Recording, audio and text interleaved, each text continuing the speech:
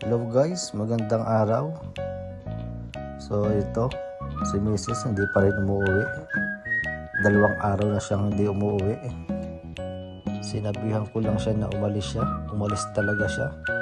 At hindi ko alam kung saan pumunta. Kaya ito, lalabas ako ng bahay.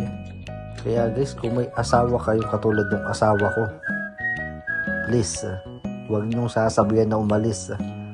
At yung asawa ko talagang tinutotoo. Kaya ngayong araw na ito, magbabaka sakali ako na lumabas ng bahay at baka makikita ko sa isang paggalagala. Sabi nga nila, aso nga, hinahanap, asawa pa kaya. Kaya guys, tara, samahan niyo ako.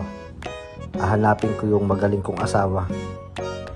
Ito nga palang dinadaan ako, ito yung papunta ng trabaho sa asawa ko. Kaya dito ako dadaan.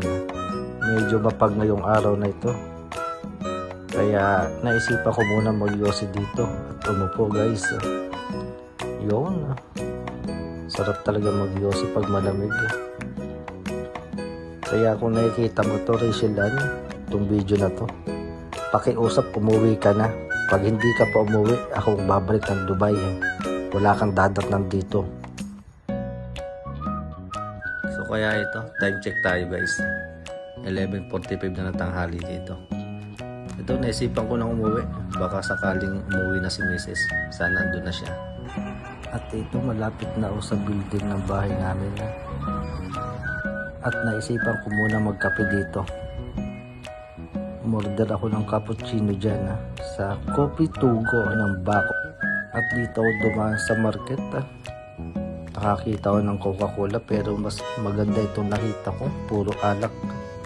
Pero pas muna tayo ngayon sa alak guys kasi ilang araw na tayo nag-iinom. Andito na nga pala ako sa baba ng building namin. Umupo muna ako at nagyose at nagkape bago ako umakyat ng bahay.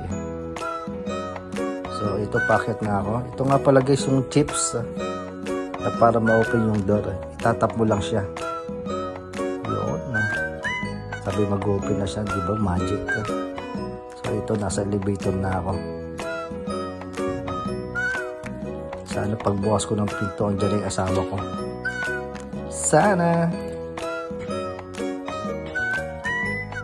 At ito, papasok na ako ng kwarto. Wala pa rin talaga siya guys. Talagang sinusubukan ng galit ko ni Rachel Ann.